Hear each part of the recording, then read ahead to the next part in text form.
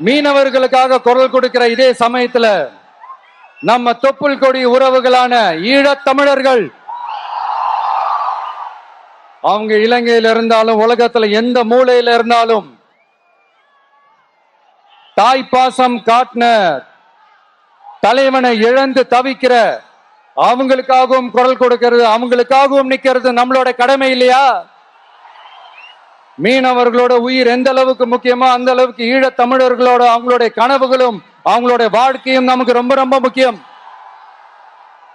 நம்ம மீனவர்கள் படுற இந்த கஷ்டத்தை எல்லாம் பார்த்து ஒரு பெருசா ஒரு கடிதம் ஒண்ணு எழுதிட்டு அதுக்கப்புறம் கப்சிப்புன்னு சைலண்டா போறதுக்கு நாம ஒண்ணு இந்த கபட நாடக திமுக அரசும் கிடையாது.